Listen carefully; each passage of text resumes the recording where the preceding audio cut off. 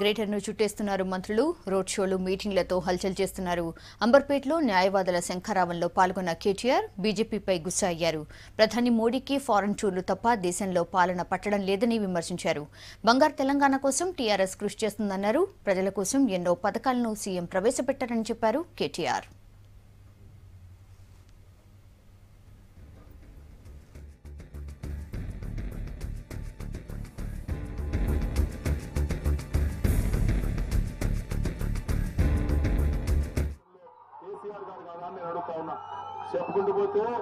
చెప్పుకుంటూ పోతే చాలా కార్యక్రమాలు ఉన్నాయి. 1,00,000 మందికి ఒక్క రోజుల్లో పట్టాలు ఇచ్చిన హైదరాబాద్ రంగారెడ్డిలో ఆటో డ్రైవర్లకు ఉచితంగా 5 లక్షల ప్రమాద బీమా కల్పిస్తా ఉన్నాం. అదే రకంగా ఈ రోజు 1, 2 కాదు, చాలా కార్యక్రమాలు. భవన నిర్మాణ కార్మికులకు బ్రహ్మాండమైన ఉచిత బీమా. చెప్పుకుంటూ పోతే 1, 2 కాదు, ఆరోగ్య లక్ష్మి, కళ్యాణ లక్ష్మి, షాదీ ముబారక్, ఎన్నో కార్యక్రమాలు ఇవన్నీ చేసుకొని పోతా ఉన్నాం. మరి మీరు ఒక్కసారి ఆలోచించాలా. ఆనాడే మనం చెప్పినాం, ఆంధ్ర తెలంగాణ 2 రాష్ట్రాలు కాకముందే పదే చెప్పినాం, మన పోరాటం ఎవరికీ వ్యతిరేకం కాదు. ఆంధ్ర వాళ్ళకు గాని రాయలసీమ వాళ్ళకు గాని మనం వ్యతిరేకంగా ఆనాడే చెప్పినాం. ప్రాంతాలుగా విడిపోయినా ప్రజలుగా కలిసే ఉందాం, భయపడొద్దని చెప్పినాం. చెప్పింది ఆచరణలో చేసి చూపెడతా ఉన్నాం. ఇంకొక మాట కూడా, ఈ బిఎన్ రెడ్డి నగర్ లో వనస్థలిపురంలో ఉండే మా సీమా ఆంధ్ర సోదరులు ఒక్కసారి ఆలోచించాలని కోరుతా ఉన్నా, సమీక్షించాలని కోరుతా ఉన్నా. మేము ఆనాడు ఒక మాట చెప్పినాం, వేరుపడితేనే 2 తెలుగు రాష్ట్రాలైతేనే బాగుపడతామని చెప్పినాం. మమ్మల్ని ఆనాడు నమ్మలే. మా మీద రకరకాల పుకార్లు లేపింది కాబట్టి అవి నమ్మిండ్రు. ఈ రోజు నేను అడుగుతా ఉన్నా, ఆంధ్ర తెలంగాణ వేరుపడ్డ తర్వాత తెలంగాణ ఎట్లాగో అభివృద్ధి చెందుతున్నది. మిగులు బడ్జెట్ తో ఉన్న రాష్ట్రం. మిషన్ భగీరథ, మిషన్ కాకతీయ, రోడ్లు, బ్రహ్మాండమైన కార్యక్రమాలు చేసుకుంటున్నాం. కానీ ఆంధ్రాలో కూడా ఈ రోజు మీరు ఆలోచించండి, మేము చెప్పింది వాస్తవమా కాదా.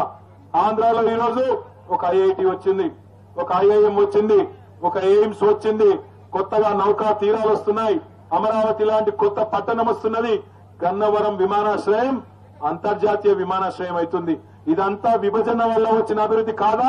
ఒక్కసారి మీరు ఆలోచించాలని నేను కోరుతా ఉన్నా.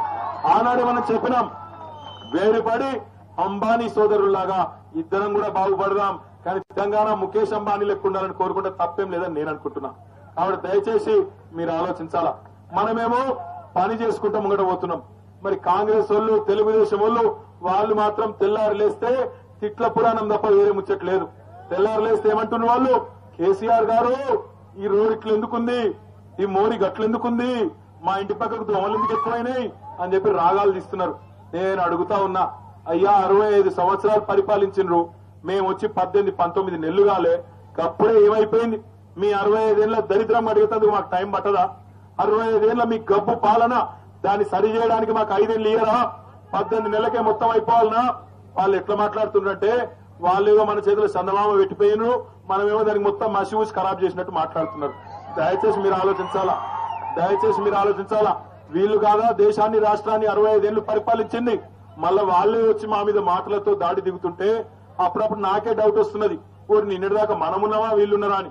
వీళ్ళ కథ ఎట్లుందంటే, కాంగ్రెస్ తెలుగుదేశం వాళ్ళది, నిన్నటిదాకా పరిపాలించిన వాళ్ళది. వెనకటికి మన హయాత్ నగర్ అటువంటి ప్లేస్ లోనే ఓ చిన్నపిల్లగాడు ఉండే, వాడు చిన్నప్పటి నుంచే చెడిపోయిండు, చదువుకోలేదు. వాడికి చిన్నప్పటి నుంచి లంగ సోపత్ తయారైంది. మొత్తం తాగుడు, జర్దాలు, గుట్కాలు అట్లనే పెరిగి ఓ పెద్ద క్రిమినల్ తయారైండు. ఆఖరికి 17, 18 ఏళ్లకు వచ్చిండు. వచ్చినాక ఓ రోజు ఆయన వాళ్ళ ఇంట్లోనే దొంగతనం చేయబోయిండు.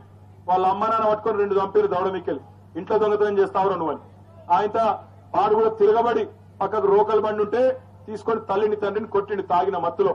ఇద్దరు చచ్చిపోయారు. మరి చచ్చిపోతే పోలీసు వాళ్ళు ఊరుకోరు కదా, పట్టుకపోయి జైల్లో పెట్టిండ్రు. జైల్లో పెట్టినాక శిక్ష చేయాలి కదా, తీసుకుపోయి కోర్టులో నిలబెట్టిండ్రు. ఆ కోర్టులో జడ్జి గారు మన రామ్మోహన్ గౌడ్ లెక్క కొద్దిగా పెద్ద మనిషి. ఆయన చూసినాక ఆ జడ్జి గారు చూసి అన్నాడట, అరే నేను చాలా మంది గలీజ్ గాలని చూసినా, చాలా మంది లత్కోర్ గాలని చూసినా, కానీ నీ ఎంత గలీజ్ గానైతే చూడలేదురా. సొంత తల్లిదండ్రులు చంపిన దరిద్రుడా, ఏం శిక్ష చేయాలరా నీకు అన్నాడంట. అంటే వాడు అప్పటిదాకా రుబాబుగా నిలబడ్డాడు, 2 చేతులు కట్టుకుని నక్క వినయాలు ప్రదర్శించుకుంటా, అయ్యా నేను తల్లిదండ్రులు లేని అనాథని సార్, నన్ను ఇడిచిపెట్టండి సార్ అన్నాడు. ఇలా కాంగ్రెస్ తెలుగుదేశం వాళ్ళ కథ కూడా గట్లే ఉన్నది. నిన్న మొన్నటి దాకా సావగొట్టిన వాళ్ళు వీళ్ళు కాదా మనను? మళ్ళా వాళ్ళే ఇవాళ ముంగడికి వచ్చి ఇది ఇట్లెందుకుంది అది అట్లెందుకుందని రాగాలు తీస్తే నేను అడుగుతున్నా, మరి నువ్వు ఉన్నప్పుడు ఏం చేసినావు? గుడ్డి గాడిదలకు పల్లి దోమినావా? ఆనాడు ఏం చేసినావు మీరు? ఇలా మళ్ళా నేను ఈ బిఎన్ రెడ్డి నగర్, వనస్థలిపురం, హయాత్ నగర్ డివిజన్ అన్నదమ్ముల కక్క చెల్లెలకు శిరస్సు వంచి నమస్కారం చేస్తూ ఒకటే కోరుతున్నా, వీళ్ళందరూ మళ్ళీ వస్తున్నారు. కాంగ్రెస్ వాళ్ళు, తెలుగుదేశం వాళ్ళు, బీజేపీ వాళ్ళు, మీరు వాళ్ళందరికీ అవకాశం ఇచ్చిండ్రు. గతంలో హైదరాబాద్ లో మేయర్ స్థానంలో మజ్లిస్ ను కూర్చోబెట్టిండ్రు, కాంగ్రెస్ ను కూర్చోబెట్టిండ్రు, తెలుగుదేశం ను కూర్చోబెట్టిండ్రు. మళ్ళా వాళ్ళే వచ్చి ఏమంటున్నారు? మా కేక్ గుద్దండి, మా కేక్ గుద్దండి అంటున్నారు. గుద్దించుకున్నది సరిపోలేదు. 65 ఏళ్ళు గుద్ది ఇడిచిపెట్టలేమనను, గుద్ది ఇడిచిపెడితే హైదరాబాద్ ఇట్లుంది. అందుకే ఈ రోజు మీ అందరి ముందు ఒకటే ఒక ఛాయిస్ ఉన్నది. బిఎన్ రెడ్డి నగర్ లో, వనస్థలిపురంలో, హయాత్ నగర్ లో మీ ముందు ఒకే ఒక ఛాయిస్ ఉన్నది. వాళ్ళతో మళ్ళా గుద్దించుకుంటారా లేదా గులాబీని ముద్దించుకుంటారా తేల్చుకోండి మేము కోరుతా ఉన్నా. ఆలోచించండి. ఈ రోజు జిట్టా రాజశేఖర్ రెడ్డి గెలిచినా, లక్ష్మీ ప్రసన్న గెలిచినా, సామ తిరుమల రెడ్డి గెలిచినా, రేపు మీకు ఏదైనా చిన్న పని ఉంటే అరే ఆగురా నాయనని ధైర్యమై నేను మాట్లాడుతున్నా కదా, నాకు గొంతు పోయింది ముందే. ఇప్పుడు వాళ్ళు ముగ్గురు గెలిస్తే రేపు మీకు ఏమైనా చిన్న పని ఉంటే సీదా కేసీఆర్ దగ్గర పోతారు, కూర్చుంటారు. అన్నా ఈ పని ఉంది నాకు బిఎన్ రెడ్డి నగర్ లా, వనస్థలిపురంలా, హయాత్ నగర్ లా అంటే కేసీఆర్ గారు చేస్తారు. అయితే మరి వాళ్ళు ఎవరైనా గెలిచారు అనుకో పొరపాటున, కాంగ్రెస్ ఓడో, టీడీపీ ఓడో, బీజేపీ ఓడో, పెద్దలు సామెత చెప్తారు, జోగి జోగి రాసుకుంటే బూడిద రాలిందట. అయ్యేదేంది పోయేదేంది వాళ్ళతోని. వాళ్ళకు ఓటేస్తే తీసుకుపోయి మోర్ల వారేసింది, అందరూ సమానం.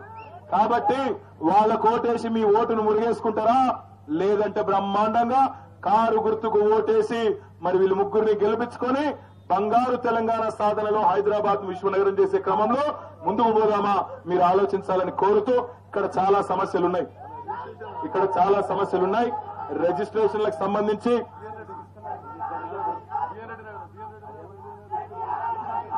బిఎన్ రెడ్డి నగర్ లో పెండింగ్ లో ఒక రిజిస్ట్రేషన్ల సమస్య ఉన్నది, ఎక్కువ ఎక్సెస్ ల్యాండ్ సమస్య కూడా ఉంటున్నది. మీ అందరినీ కోరేది ఒకటే, ఇట్లాంటి సమస్యలు కుడిసెలది కానీ ఇంకోటి కానీ ఈ సమస్యలన్నీ ఉన్నాయి.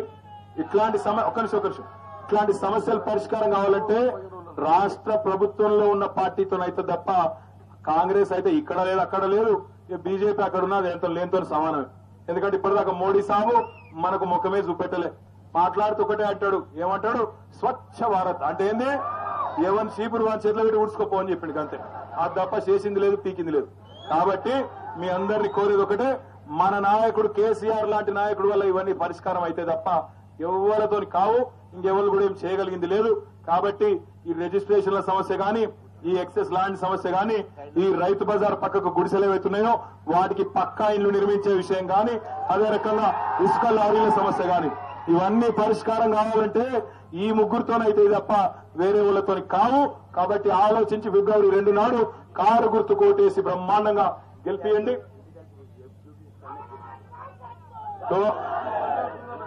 జిట్టా రాజశేఖర రెడ్డి గారు చెప్తుంది ఏంటంటే, ఇక్కడ ఇంటి ట్యాక్స్ జూబ్లీహిల్స్ కంటే ఎక్కువ ఉందట.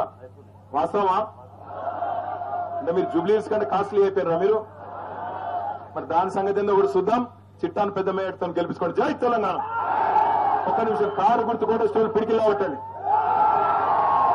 అక్కడ లాస్ట్ కూడా లావట్లేదు, మీరు ఇక్కడ పైన లావటరా? పిడికి లావట్. కారు గుర్తుకే కేసీఆర్ గారి నాయకత్వం